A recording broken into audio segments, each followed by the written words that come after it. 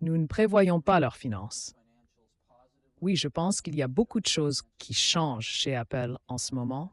Certaines vont se refléter positivement dans les résultats financiers, d'autres négativement.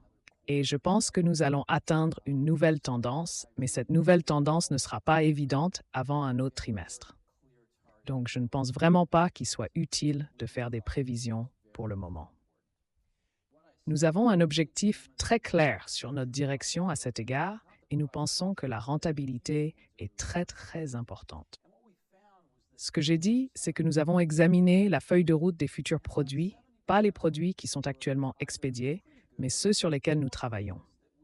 Ce que nous avons constaté, c'est que 30% d'entre eux étaient incroyablement bons et qu'environ 70% d'entre eux étaient soit assez bons, soit des choses que nous n'avions vraiment pas besoin de faire, des secteurs dans lesquels nous n'avions vraiment pas besoin d'être présents.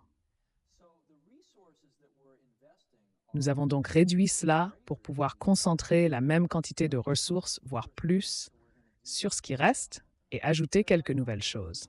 Les ressources que nous investissons sont égales ou supérieures à ce que nous faisions auparavant, mais sur moins de choses, donc nous allons faire un meilleur travail.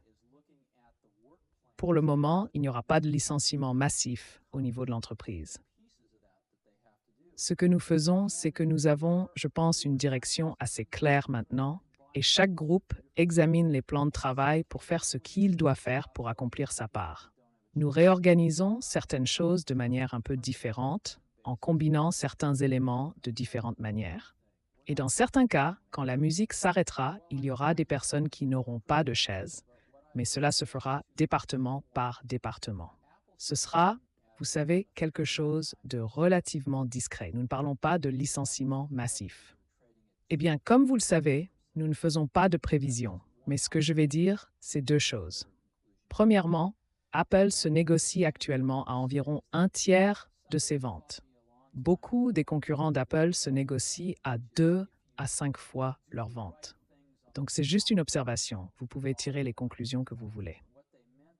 La deuxième chose que je dirais, c'est que quelqu'un m'a appris il y a longtemps une leçon très précieuse, à savoir que si vous faites les bonnes choses sur la ligne du haut, la ligne du bas suivra. Ce qu'il voulait dire par là, c'est que si vous avez la bonne stratégie, si vous avez les bonnes personnes et si vous avez la bonne culture au sein de votre entreprise, vous produirez les bons produits, vous ferez le bon marketing, vous gérerez correctement la logistique, la fabrication et la distribution, et si vous faites toutes ces choses correctement, la ligne du bas suivra. Oui, nous avons évidemment des plans concernant où nous aimerions voir la ligne du bas, mais nous concentrons la majeure partie de notre énergie non pas sur le réaménagement financier, car ce n'est pas ce qui pose problème chez Apple. Nous concentrons notre énergie sur les bonnes stratégies de produits, les bonnes stratégies de marché, les bonnes stratégies de communication, les bonnes stratégies logistiques et de distribution. Et je pense que l'équipe fait des progrès très forts dans ces domaines. Vous commencerez à voir certains de ces résultats apparaître dans les Catherine D10 à 120 prochains jours. Je suis donc vraiment content de cela. J'ai vendu mes actions avant de recevoir l'appel du conseil d'administration, m'informant qu'il voulait que je vienne diriger Apple pendant cette période. Et c'était malheureusement après coup. J'aurais aimé que cet appel arrive une semaine plus tôt, mais je n'étais pas devin, donc je ne savais pas. En ce qui concerne mes propres affaires financières personnelles, je ne discute généralement pas de cela avec d'autres personnes, sauf avec ma famille. Je travaille assez dur et il y a beaucoup de gens qui le font aussi, mais j'en fais partie. Ma voiture est là assez tôt le matin et elle est encore là tard le soir et même le week-end. Et je valorise beaucoup mon temps en famille, donc je suis assez engagé à cela, à voir Apple se redresser. C'est une entreprise, je veux dire, j'ai fondé cette entreprise avec Steve Wozniak dans le garage de mes parents, il y a 20 ans en fait, plus de 22 ans. Donc, il y a une place certaine dans mon cœur pour cela. Je prends un salaire de $1 par an, donc j'espère ne pas trop peser sur les actionnaires. Et je veux vraiment voir Apple se redresser et je pense que cela va arriver. Je ne sais pas comment je pourrais être plus engagé que ça. Si les gens ont besoin de symboles, eh bien peut-être que cela arrivera, je ne sais pas. Mais ma réponse à eux est que je ne sais pas comment je pourrais travailler plus dur. Nous commençons à apporter quelques changements dans le canal de distribution. Nous commençons à parler à nos principaux partenaires de distribution pour voir qui va vraiment s'engager davantage envers Apple, qui va investir pour vraiment s'assurer que l'expérience d'achat est bien meilleure qu'elle ne l'a été. Et encore une fois, je suis incroyablement satisfait des résultats que nous obtenons. Les partenaires clés reviennent en disant « Je crois en vous. Ce que vous m'avez montré m'enthousiasme énormément et je veux améliorer cette expérience de vente au détail pour le client. » Les choses se passent plutôt bien. Ces choses-là ne se produisent jamais du jour au lendemain, mais nous avons eu plus de personnes de très haute qualité intéressées que ce à quoi je m'attendais. Et le conseil d'administration? Pensez-vous que le conseil d'administration soit d'accord sur ce qui est bon pour Apple, ou en êtes-vous encore au stade où vous apprenez à être mutuellement? Eh bien, vous savez, vous parlez d'un groupe très talentueux au sein de ce conseil.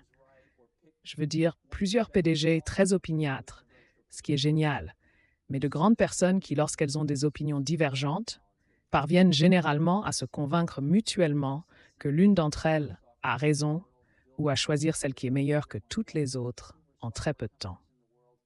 Donc c'est un groupe de personnes très talentueuses. Vous avez beaucoup de PDG, je veux dire Larry Ellison, PDG de la deuxième plus grande entreprise de logiciels au monde. Bill Campbell, PDG d'Intuit, l'une des plus grandes entreprises de logiciels de consommation au monde. Ed Willard, ancien PDG de DuPont. Vous avez des personnes très influentes dans ce conseil. Jerry York, vous savez, le directeur financier de Chrysler et d'IBM pendant leur redressement. Donc, il y a des gens très, très forts dans ce conseil. Je pense qu'ils se sont vraiment bien soudés, ce qui est agréable.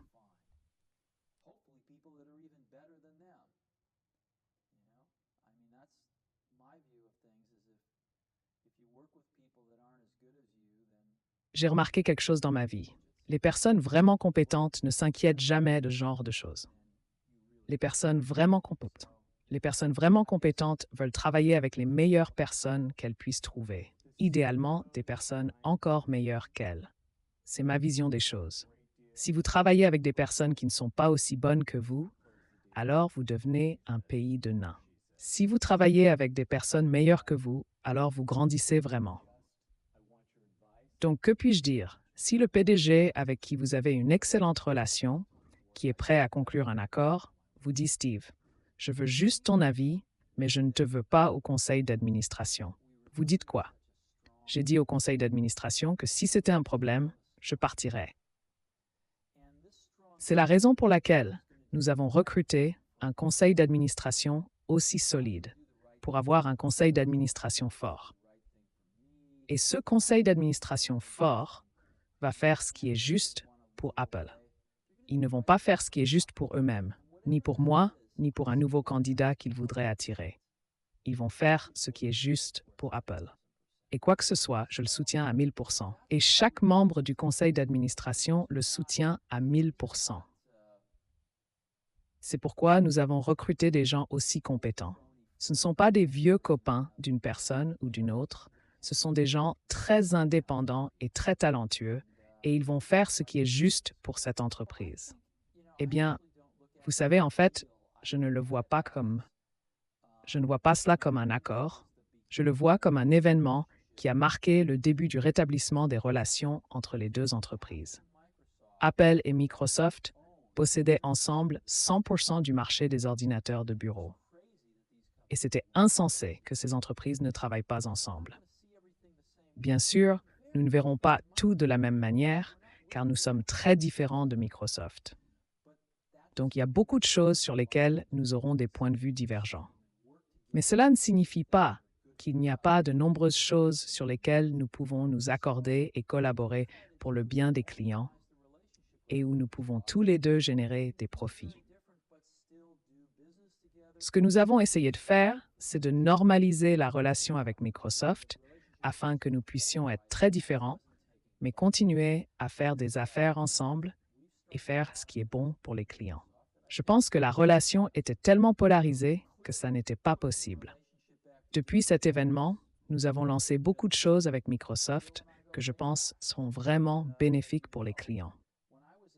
Il est évident que la réconciliation des relations a été menée par Bill et moi, car Bill et moi nous connaissons depuis longtemps. Comme vous le savez, quand j'étais chez Apple, il n'y avait pas de relation hostile entre les deux entreprises.